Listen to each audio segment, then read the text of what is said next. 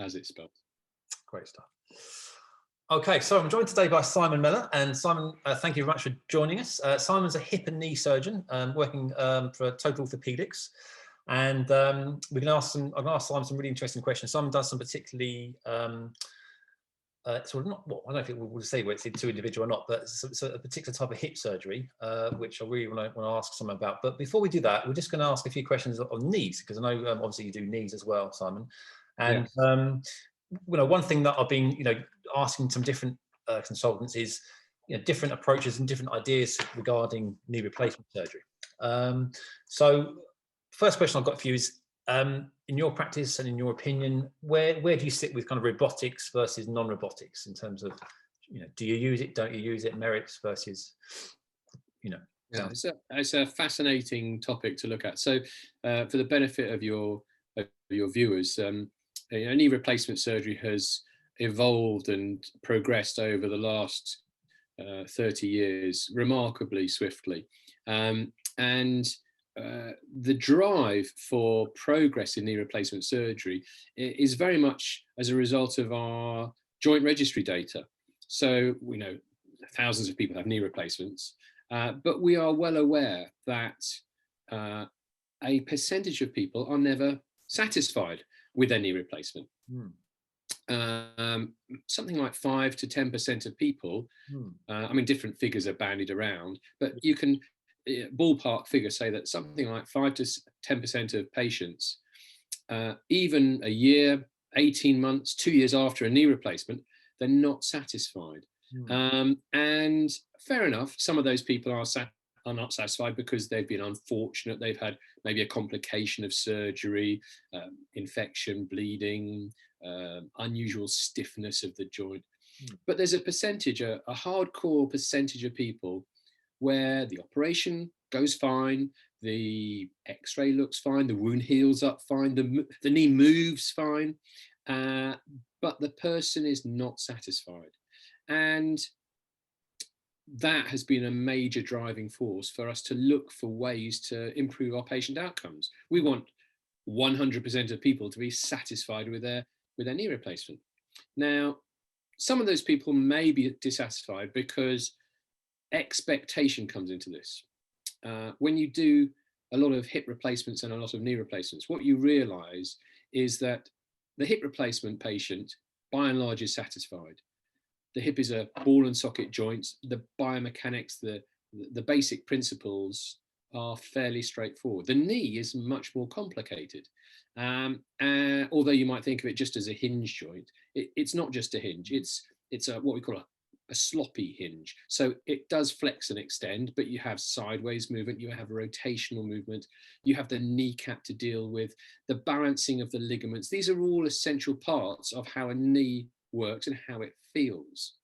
And when you have a knee replacement, unfortunately, even a good knee replacement, although it may well take away the pain of the arthritis, a lot of people will say, I know it's not my own knee. I can feel it's a bit clunky. It doesn't quite feel the way my own knee felt. Yeah.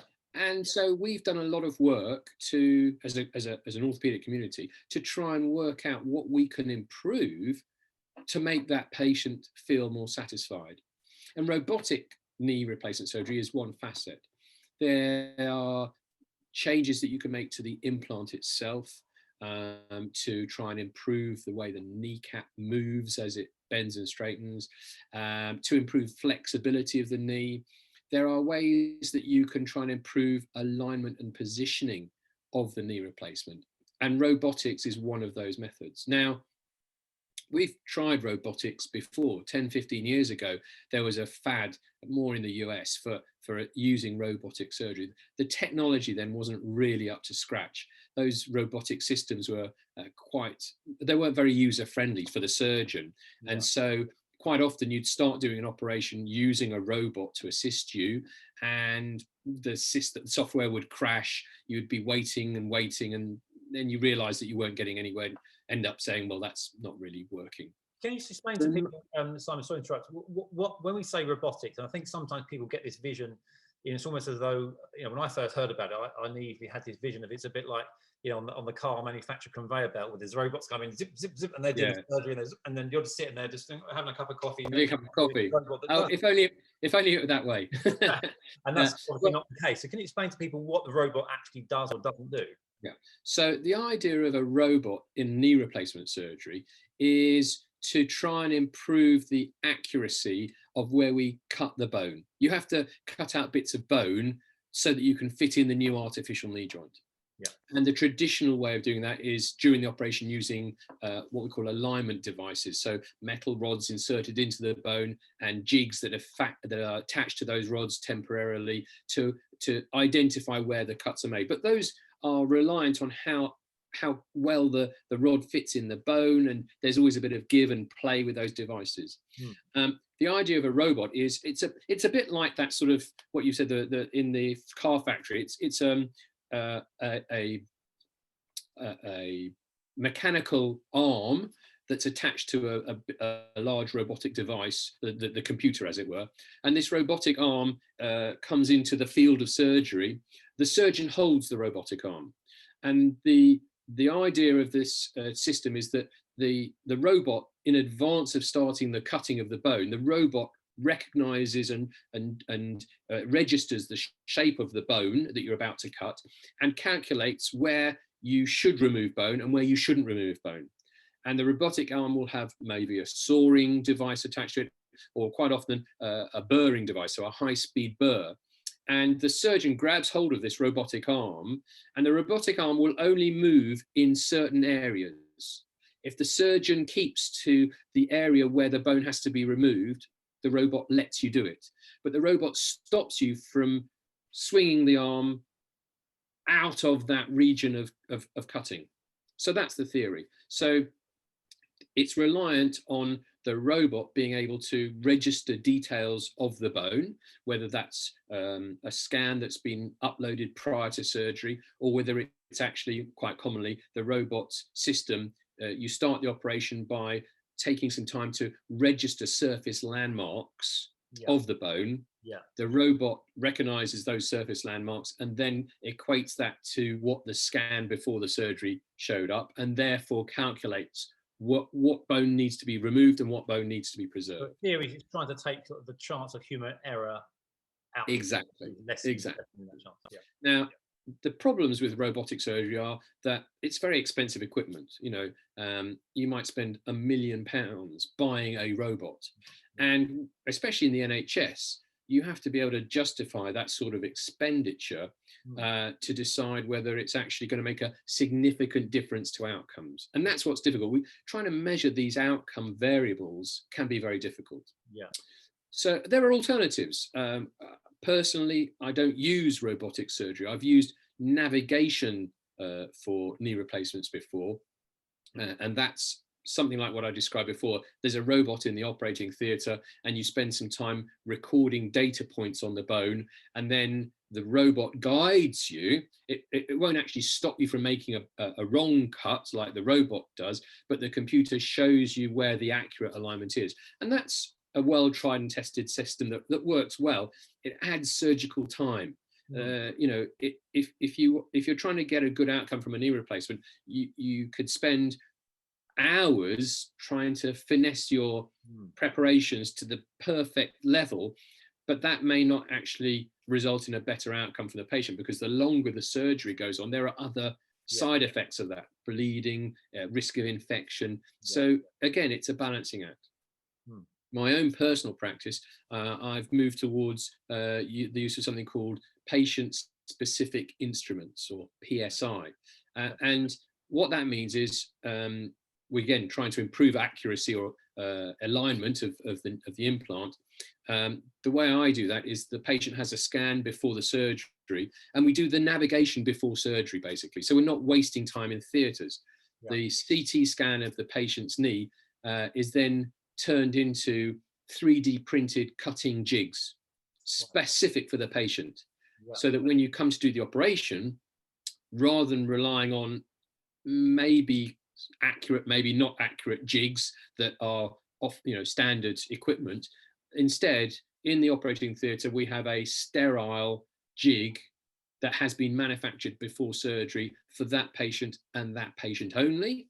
It fits onto the bone perfectly. It has a slot in it to show you where you cut the bone.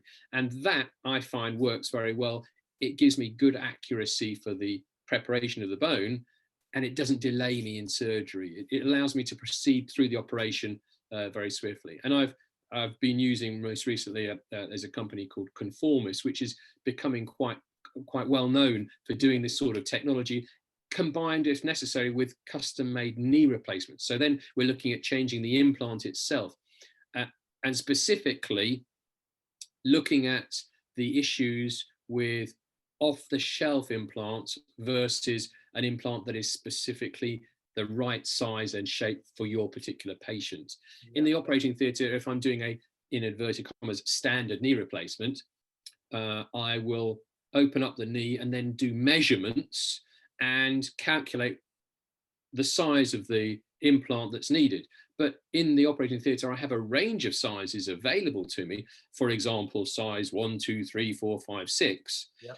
But my patient might be a size 4.35 rather than being a size 4 or a size 5. And then obviously you are worrying about trying to make the patient fit the implant rather than the implant fit the patient. Yeah. You've probably heard this before. Yeah, I have. And again, correct me if I'm wrong in my understanding here, but how I've come to understand it is, like you say, if you have a patient who, let's say, is a perfect size 4 and you have a size 4 prosthesis, then great, there's a good match. But as you say, if they're a 4.3 and you've only got either the 4 or the 5, yes, there's going to be a mismatch between that prosthesis and the bone that it's sitting on, and there can sometimes be like a little overshelf or overhang or underhang, or undersizing. And the theory is that can sometimes be a source of soft tissue irritation after the knee replacement. Maybe that's why it doesn't feel quite right. Maybe it's why it's prolonged bit of inflammation. It doesn't. They're not maybe making the recovery that they were expecting, perhaps because of that slight mismatch. Is that exactly right? And so, if it's feasible to get an implant that is exactly the right size and shape for a patient, logic to me would suggest that that's going to be better for the patient. Yeah. And in fact, this Conformis knee replacement, it's been around now long enough that we can see the early outcomes on our national joint registry data. We collect the data for all knee replacements and hip replacements in the country, and we've used that for decades as a way to judge what works and what doesn't work. And it's a fairly crude measurement because it looks at failure. Does the patient need to have revision or redo surgery? And the Conformis implants that have been put in over the last few years are performing really well, better than the rest of the knee replacements at an equivalent stage after surgery. So there's a justification there. Yeah. And would you say, in terms of just anecdotally, the patient, because a lot of the surgeons that I speak to who do the Conformis, or have, let's say, have progressed to the Conformis, they often say to me anecdotally, they say, off the record, I have noticed my patient, a bit more like the hips you're saying, I noticed the patients are happier generally. I've seen a difference, I have to say. It's difficult to quantify and to prove. It comes back to this discussion we had before about that 5 to 10% of dissatisfied patients. Time will tell, but for me, the early indicators are that maybe using something like custom knee replacement with patient-specific alignment of that implant, using 3D printed jigs, is a fairly low-tech, believe it or not, simple, not very expensive way of trying to improve outcomes. And that's why I've focused on that rather than at this stage investigating the option of robotic surgery. That's not to say I wouldn't be interested in looking for that method perhaps in the future. But at the moment, it's again when I've again been researching, it's one of the other aspects I've found that people advocate for the robotic, the true sort of robotic stuff is they're saying you're removing less bone and therefore kind of revision of surgery is easier. But again, I understand that with the Conformis in particular you mentioned, and the patients said that again, that's also you're removing less bone, made and all of those things. So kind of it's almost it's matching out that argument, it seems. So any time that you do joint replacement surgery, the sensible surgeon is always thinking about the next potential step. If someone has a knee replacement or a hip replacement, if they're below the age of 60, for example, you need to be thinking, well, maybe even with my best attempts, this patient's knee replacement may not outlive them. Yeah. It may wear out, fail, or loosen at some stage in their life. Yeah. And subsequent surgery, one of the biggest difficulties of dealing with redo or revision surgery is dealing with the amount of bone loss. Yeah. Once you've lost bone, you can't regain it very easily. So it makes your challenges much more significant if you have to do redo surgery. So yes, preserving bone is a major issue. That's the same reason why I'm an advocate of partial knee replacement surgery in patients where it is indicated, because you're preserving as much of the joint as possible. Yes, the patient is in pain and needs joint replacement surgery, but if their arthritis is only localized to one small area and you can just replace that small area, not the whole knee joint, well, you've retained as much of their joint and their soft tissues and their ligaments, which for the future is going to be a beneficial thing. Yeah.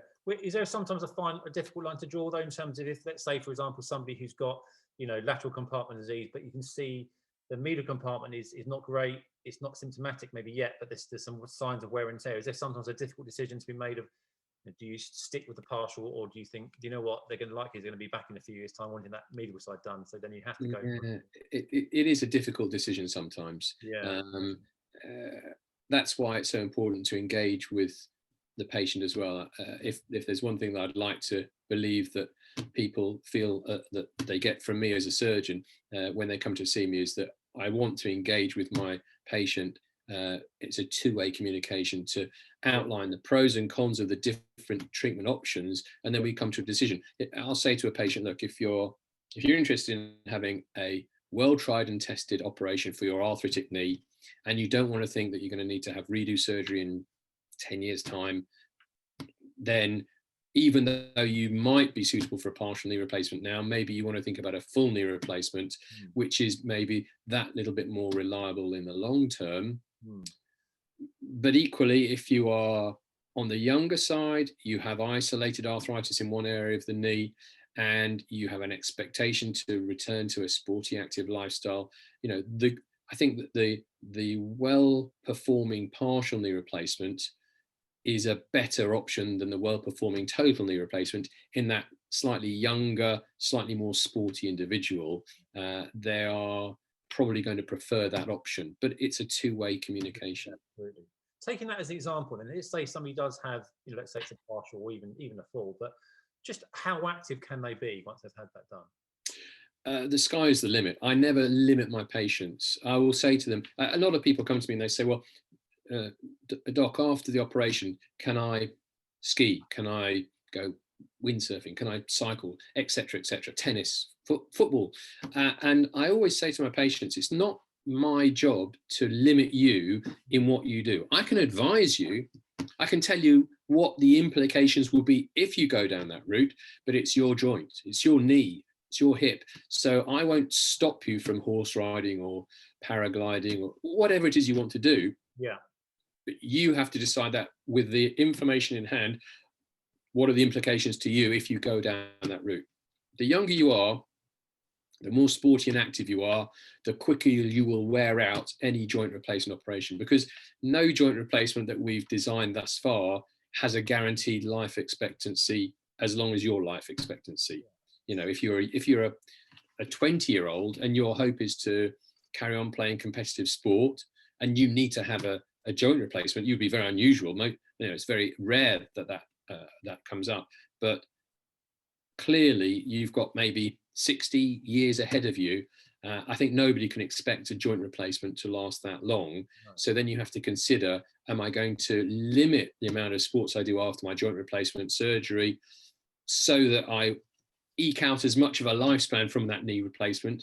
Or am I going to go for it hell for leather because that's my quality of life now? Well, that's not for me to decide. That's for the patient to decide based on my advice. Can you put that into any sort of context, though, Simon, in terms of, is it a case of, say somebody, they, obviously they understand what you just said, and you say, well, look, more active rather than we're going to wear it out, fair enough. But is it a case of, like, if somebody went back to impact sports, running, football, whatever, is it a case they're going to wear the knee out twice as quick, a bit more, like, can we, is there any data or any kind of even anecdotal ideas on? or is it very hard? I think there are so many factors here. How heavy is the person? Therefore, how much force they're putting through the implant.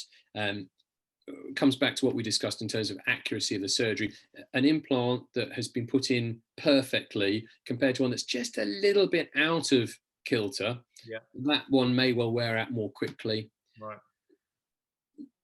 The operation of knee replacement surgery is not just an operation with an implant. The soft tissues, how you manage those soft tissues, what we call balancing of the knee replacement. So the ability to end up with a knee that feels and moves in the right way, that's quite a skillful technique that, the robot doesn't do that for you necessarily. That's where the surgeon is still, an important person in theatre. And so if you have to do releasing of ligaments or balancing of ligaments during the surgery, how well that happens, well, maybe that will have a bearing on how well the knee replacement lasts as well. Because in a knee replacement where the two surfaces are just a little bit out of alignment and there is give, then you're going to get more forces through the polyethylene and therefore maybe earlier debris formation, early deterioration. So, and then in that example of a youngest patient who's then trying to return to activity, which, and then they get to the point where they do need that revision of surgery, which is it that's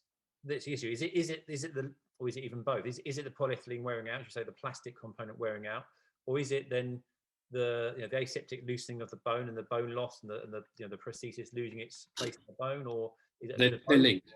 They're linked. So polyethylene wear creates debris, which is quite active inside the knee, and the side effect of that debris formation is the aseptic loosening that you mentioned, and the bone osteolysis, which means the slowly erosion of the bone behind the metalwork. It's a direct response to the polyethylene debris, so they're linked. The more polyethylene volume that you produce as wear debris inside the knee, the more this aggressive reaction in the bone takes place, the quicker the loosening takes place. Right. And does it have any bearing then in terms of if that's happening, that's part of the process? Is there any way the patient can help mitigate that? Obviously by doing less wear, but in terms of, I'm thinking of like bone strengthening activities or bone, is it, how important a factor is it for them to think about their bone health in that equation? We're all great advocates of maintaining bone health, irrespective of how implants survive. Far more worrying for us is the explosion in osteoporotic fragility fractures throughout the whole body. So yeah, maintaining good bone health is an integral part. Will it stop osteolysis? No. But if you have a better bone quality, if you have more in the way of good quality bone at the starting point, and you try and maintain that bone quality through your life, then you're going to end up with better options were your knee replacement to show signs of failure. And that obviously for people viewing that comes down to combination nutrition, exercise, strength exercises, but again balancing those strength exercises between impact versus isometric loading, concentric loading, and kind of doing stuff that's joint friendly at the same time. Absolutely. Joint friendly, weight bearing exercises in the appropriate way, the correct amount of sunlight, the vitamin D, the calcium. My dietitian colleagues tell me that dairy products and milk are not the way to get calcium. The lay person thinks that cheese and milk is the way to get the best amount of calcium. Apparently that's not the case, but I'm not an expert in that field, but that was quite interesting news to me, because I think there's a... What's the case? What would be the better option? Did I mention? I think that the correct balanced diet is something that is very contentious at the moment. As I say, I'm not somebody to give that viewpoint. You'll get quite vociferous people who are fanatical about whether it's a dairy diet or a carnivorous diet or a vegan diet, and I don't think it's for me to launch into that sort of argument. There are pros and cons, I suspect. No, the comments on the things otherwise. I'm sure there'll be lots of We won't go. Just then, I think having a healthy diet, trying to maintain a diet that covers all of the bases. Unless you're a strong advocate of one of those particular diets. If you believe that being vegan is the way to maintain your health and bone health, and then that's fine. But for the average person in the street who doesn't really want to know too much about different diets, I think just maintaining a nice spread of dietary constituents is probably the way to go. So kind of before we get into hips, then my kind of final question really with regards to, again, just wrapping up this sort of bone aseptic loosening thing, and where does the argument for a cemented versus uncemented knee prosthesis come into that? Again, what's the bearing, what's the kind of concept behind, is one preferable to another in terms of that bone health loosening, that bone cement interface or bone prosthesis interface? Again, I've heard sort of arguments both sides of the coin on this one. Absolutely, and that's because nobody's really sure. When I was training, there had been a bit of a drive for using uncemented knee replacements, total knee replacements, and at that stage, in the 90s, coming towards the millennium, it seemed like a lot of those uncemented knee replacements were actually failing in a way that we don't see with uncemented hip replacements, for example. And so there was a very major swing away from uncemented implants for knees. Everything was put in cemented, which was, my training was with cemented implants.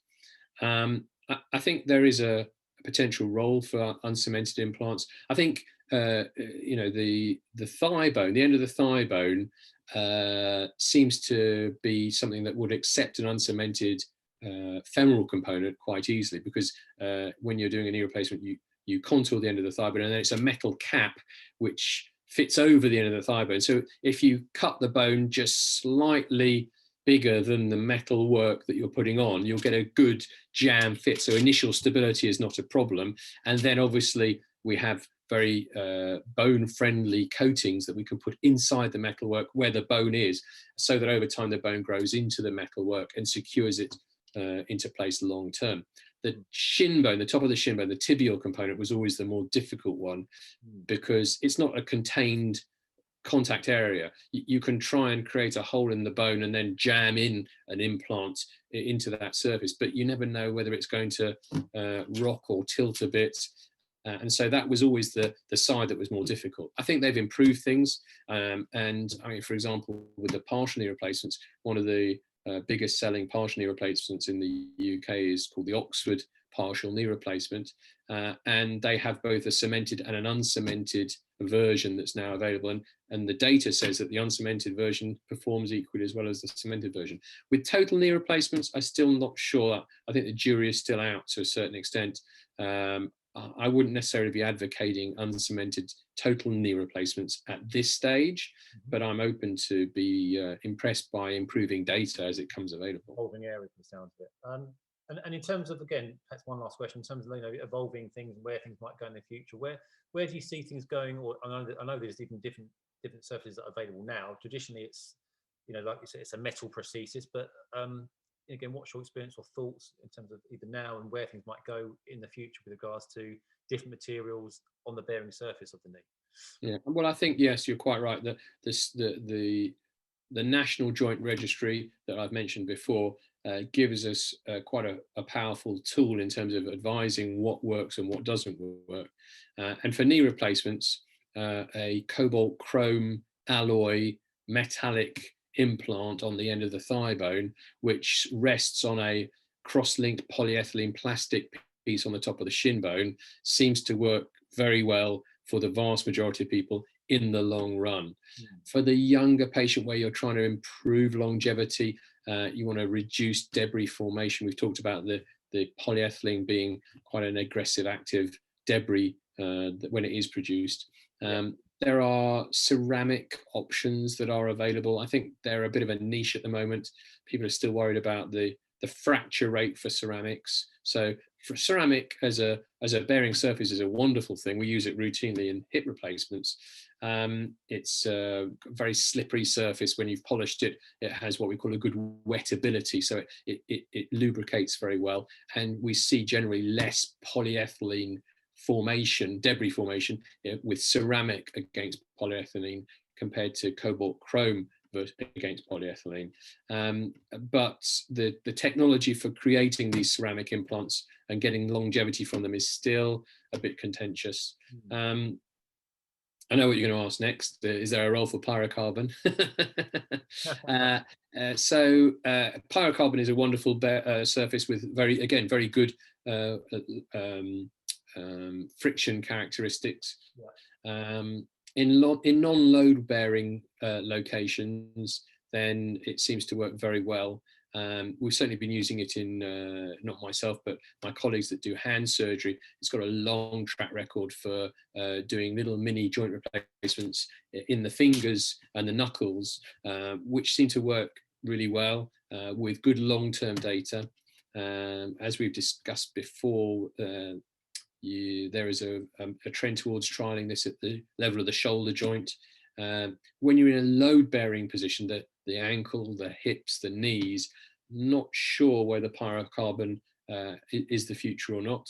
It's very early days to say. I think we need to wait for more data. At the moment, if our national joint registry tells me that a cobalt chrome implant works very well with a polyethylene load-bearing surface, then I'm happy. There are things that we've been tried, changing the cross-linking in the polyethylene. One of the companies routinely provides a polyethylene that's been enriched with vitamin E, which is designed to improve its longevity. We need data from thousands of these to know whether it works or not. Yeah, the data's not quite there. I know on the shoulders, for example, I think the early, the early versions were showing signs, were showing a high fracture rate, and then the slightly more evolved ones have been less so.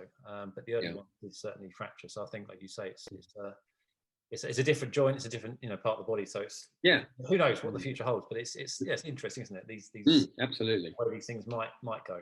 So that's really good. Let's move on to hips now, because hips obviously is another big aspect of your work, and I know in particular that you offer some hips or hip replacement surgery that is quite unique to some extent, and maybe a lot of surgeons that don't offer this particular anterior approach that you offer. Would you like to just outline that for us? Yeah, sure. So hip replacement surgery, the hip is a ball and socket joint. We talked about this before. The actual biomechanics are relatively straightforward. The traditional way to put a hip replacement into the hip joint involves a scar on the side of the thigh running into the buttock area. And through that scar, the surgeon can enter into the hip joint, either skirting over the front of the upper thigh bone or to the back of the upper thigh bone. And that technique works very well. Okay, this is a technique that I was trained to do with this sort of surgery. And I have to admit, up until 9 years ago, I was very happy to be doing standard hip replacement surgery with a standard, what we call the approach, the surgical dissection. My preference was to use something called the posterior approach. And I was very pleased to see how my patients responded to that sort of surgery. And by what I mean is I would do a hip replacement on a patient. The next day they would be sitting out of bed. The day after that, they would be walking with a Zimmer frame or crutches, pain control with appropriate painkillers. By day 3, moving on to sticks or crutches and ready to be discharged from hospital. And then I was offered the opportunity to go to the continent, to Belgium, to see a surgeon doing hip replacement surgery through a different technique. And I have to be honest, I was a bit skeptical. I'd been a consultant for several years. I felt as if I knew what worked and what worked for me. And like a lot of surgeons, I felt that if I was going to consider changing what I did, it would have to be something fairly significant in terms of difference to my patient that would justify me wanting to change. Yeah. So I went to Belgium to see the surgeon operate, and he was using this anterior approach, a cut at the front of the groin. And the real benefit from this technique is, rather than cutting through the skin and then splitting open the buttock muscle, the gluteus maximus muscle, and then detaching muscles or tendons from the side of the thigh bone in order to get into the joint. This technique, after you cut through the skin, there is no muscle damage. Instead, we just sweep or move muscle tissue out of the way, it allows us to get down to the hip joint without damaging muscles and tendons. The actual operation itself is the same surgery, putting a new artificial socket, inserting a new artificial ball attached to a metal rod that goes down the inside of the thigh bone. At the end of the operation, once this new ball and socket is in place, these muscles just flop back into position without any sign of damage. And the stitching up is literally just, a few stitches in the fascial layers and then some stitches to the skin. So that was quite a surprise to me to see this sort of surgery. Technically, it looked a bit more challenging. And actually, during the surgery, I was thinking, well, am I going to want to change what I do to learn this technique? At the end of the day, we went up to the ward to see the first patient. And for me, what I was expecting was a patient lying in bed with a drip, with an oxygen mask on, maybe in a bit of discomfort, but, not in agony. But, this was the typical scenario at the end of that day, having had a surgery at 8 in the morning. Yeah. The patient was walking down the corridor. Right. The patient was walking down the corridor with just one stick for balance, not even really using the stick very much. And that was my, jaw-dropping moment. At this point, I thought, well, I need to maybe look into this a little bit more closely and decide why this is different to what I see. Yeah. And that's how my journey started. And to the point where now my routine practice, unless it's not feasible, is to use anterior approach hip replacement.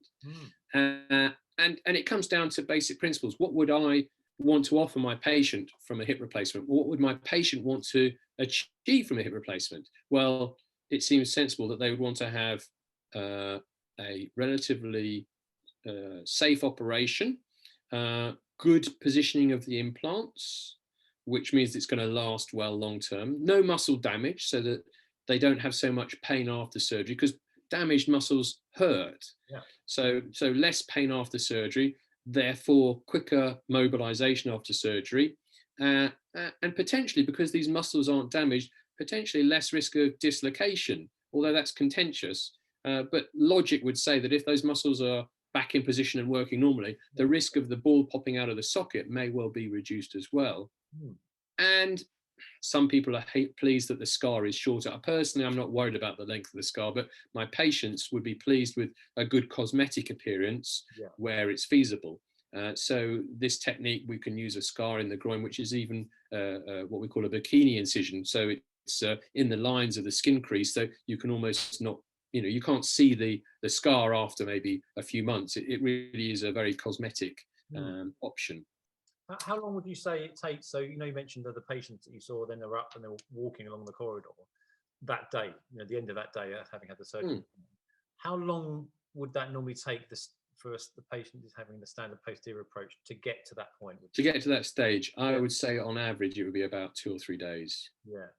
So I mean, if I look at our length of stay data for the Royal Free Hospital NHS Trust, multiple surgeons, I'm the only one that does anterior approach surgery, but for the whole department, I think the average length of stay after routine hip replacement surgery is something like 3.5 to 4 days. Right. And don't get me wrong, some of my patients will stay longer even with anterior approach surgery, but my feeling is that the majority of patients are actually, from an orthopedic point of view, fit for discharge the day after surgery. Right. And there are numerous units around the world who are offering same-day hip replacement surgery, in and out in the same day.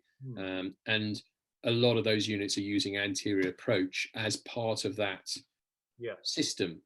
And just to sort of clarify what we mean by in terms of the muscle cutting that you described. So again, correct me if I'm wrong here, but imagine my fingers are the fibers of that sort of gluteal muscle at the back.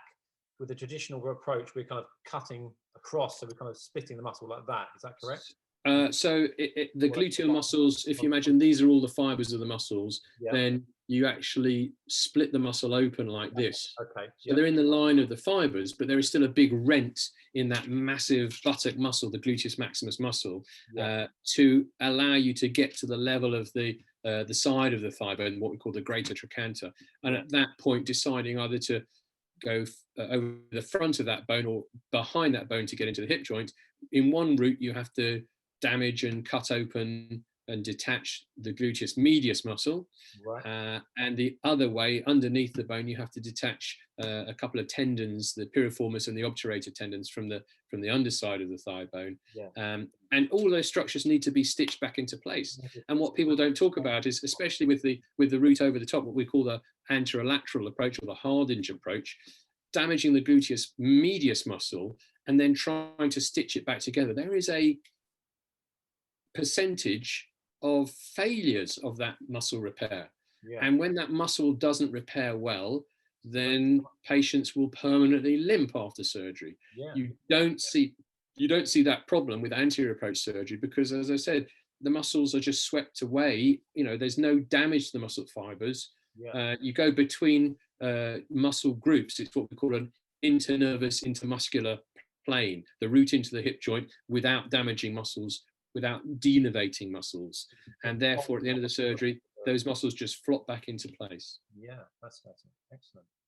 Amazing. Yeah, and you say, yeah, the glute medius is a very important muscle for the hip, isn't it? So it's well, I've seen over my 15 years as a consultant, a few patients who have been left significantly worse off by hip replacement surgery because their anterolateral Hardinge approach has resulted in failure of the muscle repair, and they're left with a permanent limp. And that awful lurching, what we call a Trendelenburg gait, after what looks otherwise to be a successful hip replacement, that's a significant major downside for the patient. Are there any downsides at all, would you say, from the anterior approach? Is there any other risks, vascular risks to the arteries and whatever, the femoral artery and those sorts of things? Is that a factor? How much of a factor is it? Yeah, so any operation to the hip joint, there are different risks that you need to consider. Anterior approach surgery, I feel, is has a good safety profile in terms of risks, but there are potential risks. Any approach runs the risk of damaging to nerves. The bad news is if you have a standard hip replacement, a posterior approach, or indeed actually a Hardinge approach, there is a risk to damaging the sciatic nerve, the major nerve at the back of the hip joint, which supplies muscle throughout the leg. The anterior approach that I use, there's one nerve at particular risk, which is the lateral cutaneous nerve of the thigh, which is a sensory nerve only. It supplies the skin on the outside surface of the thigh, and there is a percentage of people that will complain of numbness on the outside of the thigh. If I was going to have a nerve injury as a result of a hip replacement, and I had a choice between a sciatic nerve palsy or an injury to the lateral cutaneous nerve of the thigh, I think I know which one I'd prefer. I wouldn't want to have either of them, but I think that's a difference in profile. Yeah. There is some published data that indicates an increased risk of infection with the anterior approach compared to traditional surgeries. Some publications have documented a potential increased risk of excess blood loss as a result of the anterior approach. I think a lot of those issues relate to what we call the learning curve. So the ability for a surgeon to train to the point where he's perfectly safe to do the technique. As I said at the beginning, the technique technically is, I think, a little bit more challenging than a standard hip replacement. And so realistically, it's not something that you'd want to learn if you only do a few hip replacements a year. For the high volume surgeon, I think it's a perfectly appropriate and sensible way to do hip replacement surgery. Is there, for the majority of people, a big difference 6 months after surgery between a well-performed anterior approach hip replacement and a well-performed posterior hip replacement? No, I don't think there is a difference, apart from the cosmetic appearance of the scar, maybe. But in the early days, patient satisfaction scores are very high generally. As I said, if the surgeon is well trained and is using this technique routinely, I think the outcomes are very good. The risk profile is conducive, and for me also it's a benefit because the surgery is done with the patient lying on their back. Traditional hip replacement surgery, your patient's lying on their side. With the patient lying on the back, the anaesthetist is happier. They can manage the airway much more safely with the patient lying on their back. For me, it means I use X-rays during the operation. So I have an image intensifier in theatre during the surgery. So I can actually visualize with the X-ray rather than doing a hip replacement, even a navigated hip replacement, even a robotic hip replacement, the surgeon will finish the operation and want to have a check X-ray maybe the next morning to say, yes, I put it in exactly where I wanted it to go. I get that reassurance during the operation. And that's so I see. Posterior approach, then? Sorry? That's something you can't do with a posterior approach, is that? No, you can do it, but it's more challenging with a posterior approach because the patient's lying on their side and the X-ray has to be tilted up over the patient, so that the positioning and it's a little, it's a little bit more challenging to do. It's not impossible, but it means that most surgeons don't routinely use X-ray imaging during hip replacement surgery, traditional hip replacement surgery. They may well template their X-rays prior to surgery, so they know what the size of implant they expect to use.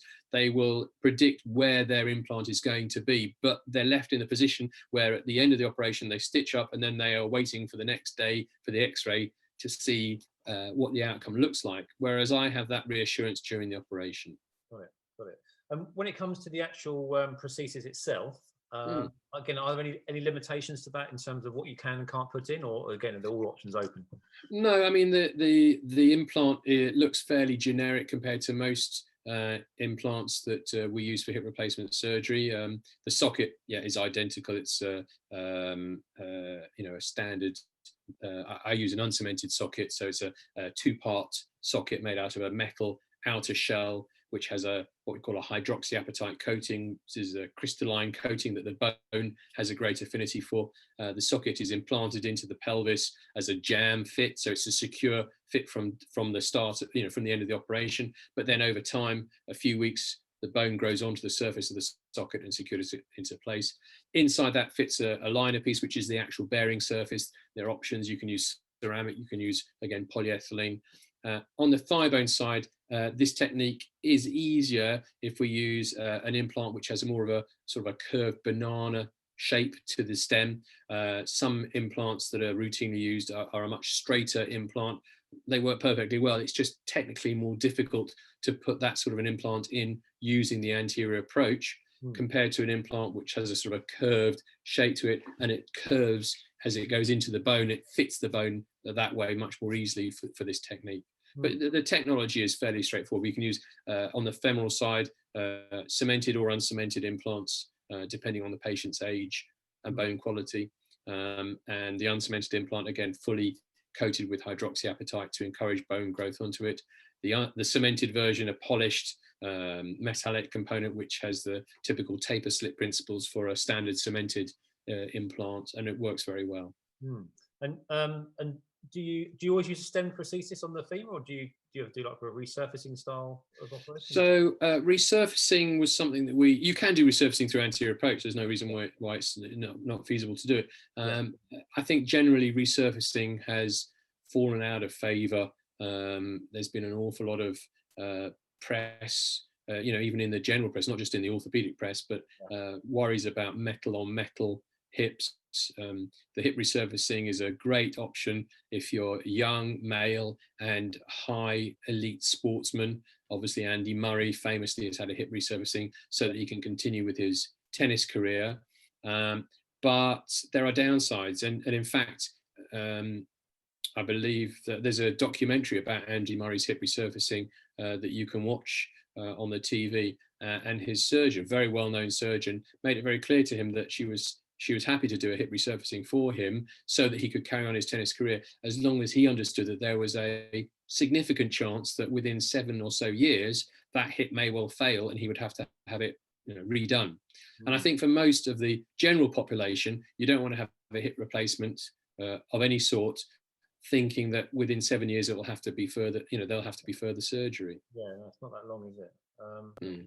Excellent. And then most of my patients want me to tell them that they'll have a standard style hip replacement which has a greater than 95% survival at 10 years, greater than 90% survival at 15 years. And we know that, again, data from our National Joint Registry, a hip replacement with a polyethylene socket and a ceramic ball in it has the best longevity data according to our National Joint Registry.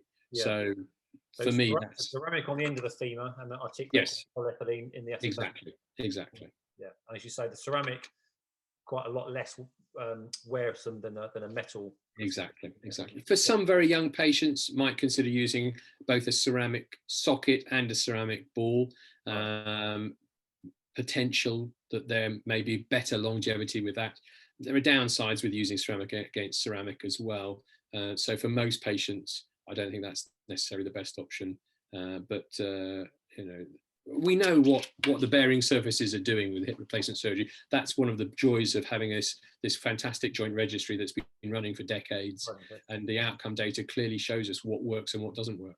Yeah, just briefly then, what you mentioned just there, the downsides of ceramic on ceramic. What might they? The big one is squeaking.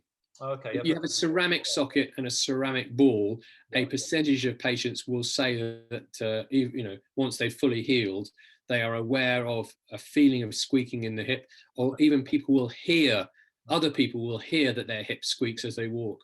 And although it may not make a difference to the longevity of the implant, it's not a particularly pleasant thing to have a squeaky hip joint. And in those situations where we've actually retrieved squeaking ceramic on ceramic hip joints, you actually see where the ball and the socket have been rubbing atypically, and you get stripes of wear on the socket, which are clearly indicating that biomechanically it's not working the way it should do. It's not a barrier to having a ceramic on ceramic hip replacement, but it's something to be borne in mind when you're deciding for your particular patient what's the right alternative. Okay. And the last question, I'm anticipating a similar answer to this question I want to ask you about the knees, but again, for somebody who's having a hip replacement, as you described, anterior approach, on polyethylene, again, how active is there? General thumb, how active can they be? So the good news is with hip replacements, unlike, as I was saying, with knee replacements, where a lot of people will be delighted with their knee replacement but know that it's not their own knee replacement. With hip replacements, we have a very high success rate in ending up with a patient who literally does not notice that they have an artificial hip joint. We talk about the concept of a forgotten or a silent implant. So the patient does not think about the fact that their hip is artificial at all. And that's quite common with hips, unusual with knees, but quite common with all hip replacements, whether it's anterior approach or posterior approach. The success rate for hip replacement surgery in terms of patient satisfaction scores is very high. So again, it comes back down to patient's expectation. I would not put a barrier for my patients having a very sporty, active lifestyle. With a traditional hip replacement technique like a posterior approach or a hard hinge approach, I am worried about the quality of the tendon and muscle repair and the potential risk for dislocation. It doesn't seem to worry me. If you have an anterior approach hip replacement, a lot of patients get advised that after surgery for 6 weeks they have to sleep on their back. They can't sleep on, whichever is their hip replacement side. None of that with anterior approach. Your patient can lie wherever they want to. There's no real restrictions. I don't mind whether they want to, they don't need to have to use a seat raiser on the toilet. They don't need to be worried so much about, a low chair, which are traditionally worrisome for patients with standard hip replacement surgery. So a lot of these early restrictions just don't seem to be relevant for anterior approach surgery. But moving forwards from that, once patients are recovered, and a lot of people are fully recovered within 6 weeks to 2 months after surgery, they will stroll into the clinic with no limp, with no pain, with a smile on their face and say, "Thank you very much, job done." And at that stage, I will say to my patients, with pleasure, go away and use your hip replacement as you wish to. I'll again engage in conversation with them about the pros and cons of a more aggressive or active lifestyle, but it's up to them. It's up to them to decide what they do. If and when it does, or if, let's say, worst case scenario, in X number of years' time, they would have to have that replaced because whatever, they've been overly active. Is that an easy operation, not easy operation in the hip, or? In general, hip revision surgery in general, or specifically after anterior approach hip replacement? Yeah, either or both. Yeah. I don't think that anterior approach replacement makes any difference to the technical difficulties of revision surgery. Whether you reuse the anterior approach, you can do revision surgery through the anterior approach if it's been done by anterior approach for the primary hip replacement, or you can choose to use a posterior approach if your preference is a posterior approach. It makes no difference to the complexity of surgery. Hip revision surgery has come along in huge leaps and bounds in the last 20 years. The techniques for reconstructing bone defects, again, it's bone loss that can often be the issue. Yeah. Reconstructing even massive bone defects has become easier and easier with the introduction of more interesting technology, especially on the socket side, where you get bone loss inside the pelvis, where traditionally a lot of surgeons would battle for a long time to bone graft defects, fitting wire cages around the defective area and then packing fragments of bone graft into the area, then waiting for several months for that bone graft to incorporate. Nowadays, we often use metallic augments to help with the reconstruction. A great metal that's been discovered to work very well in orthopedic surgery called trabecular metal. It's a tantalum. It's an element called tantalum, which you can make into a honeycomb structure of any shape and size that you wish. It has many of the characteristics of normal cancellous bone, and you can use that to rebuild often very large defects within the bone. So yeah, very, very, very different for the surgeon nowadays compared to maybe 20 years ago. Most patients won't have such a complex problem that it isn't feasible to rebuild their failed hip replacement. Yeah, oh, fascinating. That's amazing. Wow, that's yeah, but I learn even more stuff every time I talk to you guys. I learn a little chunk of it, something extra. So that's really good. I'm just going to come back to one final question, which I just want to go back to knees again. Yes. Patellofemoral joint. So that's kind of in many ways, a different. Obviously, it's the knee, but it's like a different compartment of the knee. And again, I know from my previous discussions with other surgeons that again there tend to be different thoughts in terms of always replace it, don't replace it unless you really have to. Where do you sit with that kind of that argument or that question? Would you always try to... Again, the joint, if you're talking about for standard primary knee replacement surgery, the joint registry data is useful for us, and there are a number of published reports on outcome data for different designs of knee replacements with or without replacing the underside of the patella, of the kneecap. It's important to know your implant. If you have a knee replacement implant which is, in inverted commas, patella friendly, then there doesn't seem to be much in terms of benefit available to replacing the underside of the kneecap. If you have an implant which doesn't have a particularly patella friendly groove, the trochlear groove, the groove that the kneecap sits in, then if you don't replace that patient's kneecap, then anterior knee pain after knee replacement surgery is going to be more of an issue. And there are different stories, different rules for different designs. Most of the more modern designs are actually quite patella friendly. There are occasions when you feel that you do have to resurface the patella.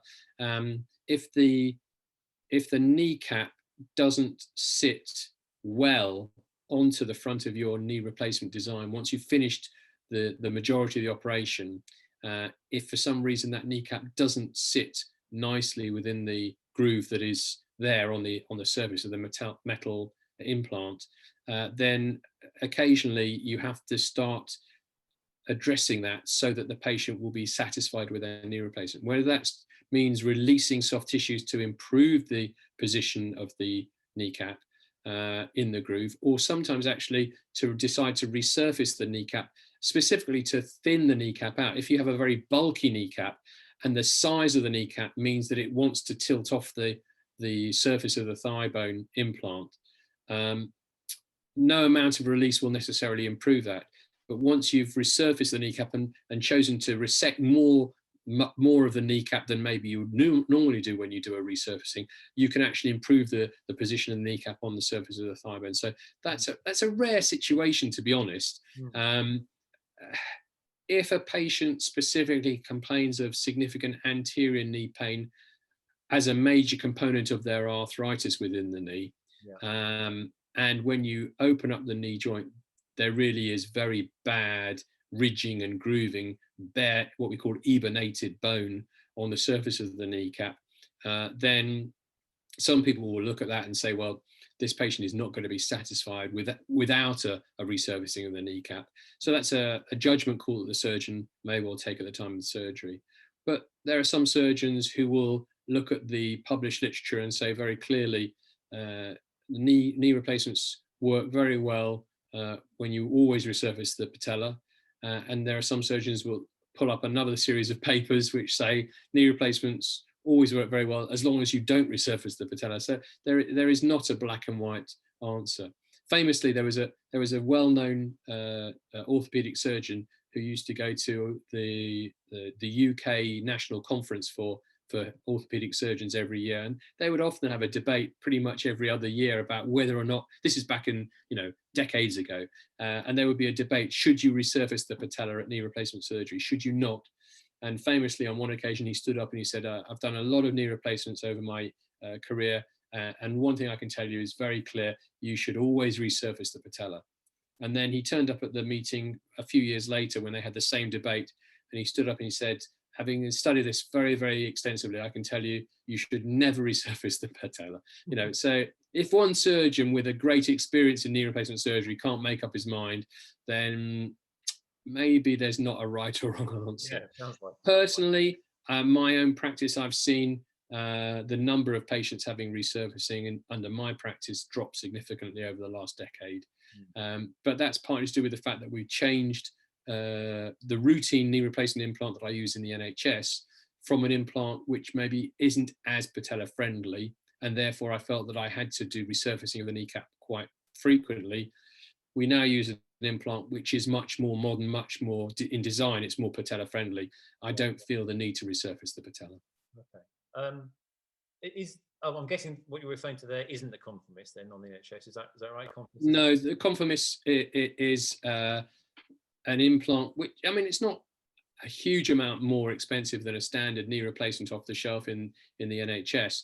The CT scan that you have to spend money on before the surgery, plus the added expense of the manufacturing of the cutting jigs, means that within the NHS, it's just not economically viable, I don't think. Yeah. When you start looking at volume, if you're talking about the occasional patient who maybe should have this sort of implant, if you can come up with a good reason to justify an added expense for the occasional patient, but if you say, well, we're going to do conformist for every patient in the NHS, the bill would be, unrealistic.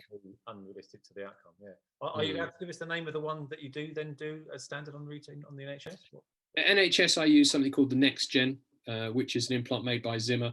It's one of the biggest, sellers worldwide in knee replacement surgery. It has excellent outcome data on the National Joint Registry for a standard off-the-shelf knee replacement.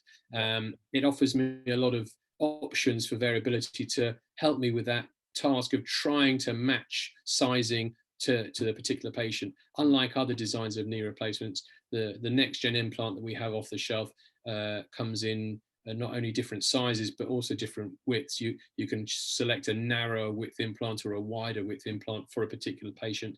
It also has different options to help with range of movement. It has something called a high flex alternative version, which for some patients may well improve range of movement after surgery. So the inventory, the number of implants that I have on the shelf in theatre is a bit bigger with Next Gen compared to competitor designs, but I can find that quite useful for managing my patients, intraoperatively, where I'm in a situation where I'm trying to get the best fit to improve outcomes, hopefully.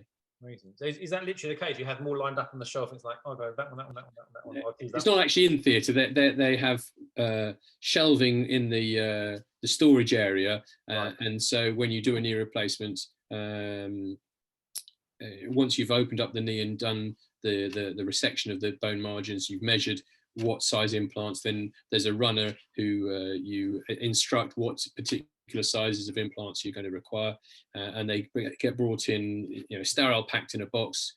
there's a lot of care taken to make sure that we implant the correct implant for the correct patient. So there are timeouts during the surgery where we stop and all focus on making sure that what we're going to implant into the patient is what we need to get the best outcome for the patient. Yeah, got it. A bit like, yeah, I suppose it sounds a bit like going down to your local shoe store and say, bring me up a size 7, please. You know. Yeah, 7G, I think. 7G. 7G, yeah, exactly. No, a bit more technical than that, but no, that's excellent, fascinating. Well, Simon, thank you very much. That's been really, really enlightening. It's a pleasure, been a joy. I knew it would have been. I'm sorry I've gone over time because I was expecting to keep to half an hour, but no, absolutely. The questions kept flowing, and so your knowledge is just immense and the experience is immense. So thank you. I think anybody who's seen this video will find that really fascinating. So, it's my pleasure. Anytime. Thank you so much. Really, really, really interesting. So, yeah, thank you. Excellent. Well, no, it's my pleasure. Always enjoyable. I find these sort of this sort of method, this sort of form, it suits me very well. Hopefully, I don't rabbit on no, not. Further than is necessary. I try. Hopefully, also for your viewers, I try and at the back of my mind think that I'm not using too much technical jargon.